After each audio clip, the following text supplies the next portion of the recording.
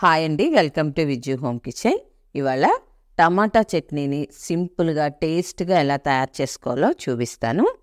ఇది ఇడ్లీ, దోశ, వడ, రైస్లో కూడా పర్ఫెక్ట్ మ్యాచ్ అండి. చాలా బాగుంటుంది. ఇప్పుడు దీన్ని ఎలా తయారు చేసుకోవాలో చూద్దాం. వీడియోలోకి వెళ్ళే ముందు ఒక్క లైక్ చేయండి ఫ్రెండ్స్. ముందుగా స్టవ్ మీద కళాయి పెట్టుకోండి. అందులో 2 టేబుల్ స్పూన్స్ ఆయిల్ వేసుకొని, ఆయిల్ కొంచెం హీట్ అయ్యాక ఇందులో ఒక 10 వెల్లుల్లి రెమ్మలు పొట్టు తీసి వేసుకోండి. ఇవి కొంచెం వేగితే చాలండి, పూర్తిగా వేగాల్సిన అవసరం లేదు. ఇలా కొంచెం వేగిన తర్వాత ఇందులో ఒక 8 పచ్చిమిరపకాయలని వేసుకోండి. 8 ఎందుకు వేసానో చెప్తాను మీకు. పచ్చిమిరపకాయలు తుల్లకుండా మూత పెట్టి ఇలా 1 నిమిషం ఉంచుకోండి. 1 నిమిషం తర్వాత తీస్తే సరే పచ్చిమిరపకాయలు మగ్గిపోయినాయి. ఇప్పుడు టమాటా ముక్కల్ని యాడ్ చేసుకుందాం. ఇవి పెద్ద సైజు 4 టమాటాలండి. ఇలా 8 ముక్కలుగా కట్ చేసి వేసాను. ఒక టమాటాకి 2 పచ్చిమిరపకాయలు వేసాను. చిన్నవైతే 3 వేసుకోవచ్చు. ఇప్పుడు ఇందులో ఒక 2 ఇంచుల అల్లం, కొంచెం చింతపండు వేసుకోండి. అలాగే కొంచెం పసుపు, ఒక చిటికెడు పసుపు.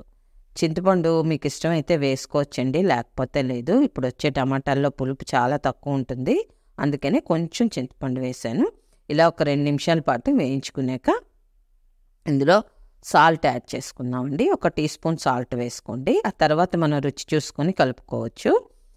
మొత్తం అంతా మళ్ళీ కలిసేటట్టు కలుపుకోవాలి. ఫ్రెండ్స్, ఈలోగా ఈ వీడియోకి ఒక్క లైక్ చేయండి ఫ్రెండ్స్. అలాగే కొత్తగా ఎవరైనా మన ఛానల్లోకి వచ్చి చూస్తున్నట్లయితే సబ్స్క్రైబ్ చేసుకొని చూడండి. మీరు అలా చూడడం వల్ల ఈ వీడియో ఇంకొంచెం మందికి ప్రమోట్ అవుతుందండి.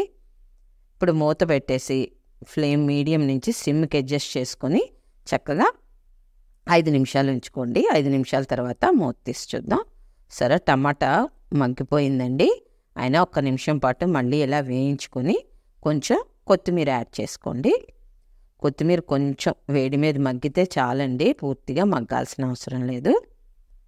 ఫ్రెండ్స్, మన ఛానల్లో చాలా చట్నీలు ఉన్నాయండి. కొబ్బరి చట్నీ, పల్లీ చట్నీ, ఒకసారి వాచ్ చేయండి ఫ్రెండ్స్. సరే, టమాటా మగ్గిపోయింది కదా. ఇప్పుడు స్టవ్ బంద్ చేసేసి చక్కగా పూర్తిగా చల్లార్చుకొని ఒక మిక్సీ బౌల్లోకి తీసుకొని ఇలా ఫైన్ పేస్ట్లా చేసుకోండి. సరే, ఎంత చక్కగా వచ్చిందో చట్నీ. ఇప్పుడు దీన్ని ఒక బౌల్లోకి తీసుకుందామండి. చట్నీ, ఏ చట్నీకైనా మనం పోపే మెయిన్ టేస్ట్ అండి. పోపు వేయగానే టేస్ట్ చక్కగా మారిపోతుంది, చాలా టేస్ట్ వస్తుంది. ఇది కొంచెం ఆవాలు, జీలకర్ర, మినప్పప్పు, శనగపప్పు, కరివేపాకు, ఎండుమిర్చి వేసి పోపు వేసుకోండి. పోపు వేసి మళ్ళీ ఒక్కసారి అంతా కూడా కలిపేసుకుంటే మీకు చట్నీ చాలా బాగా వచ్చిందండి. నాకైతే తప్పకుండా ట్రై చేయండి ఫ్రెండ్స్. ట్రై చేశాక ఎలా వచ్చిందో కామెంట్ చేయండి. లైక్ చేసి మీ ఫ్రెండ్స్కి, రిలేటివ్స్కి షేర్ చేయండి. అలాగే కొత్తగా ఎవరైనా మన ఛానల్లోకి వచ్చి చూస్తున్నట్లయితే సబ్స్క్రైబ్ చేసుకుని పక్కన ఉన్న బెల్ ఐకాన్ యాక్టివేట్ చేసుకుంటే నేను చేసే రెసిపీస్ అన్నీ కూడా మీకు అప్డేట్ వస్తాయండి. Thank you for watching.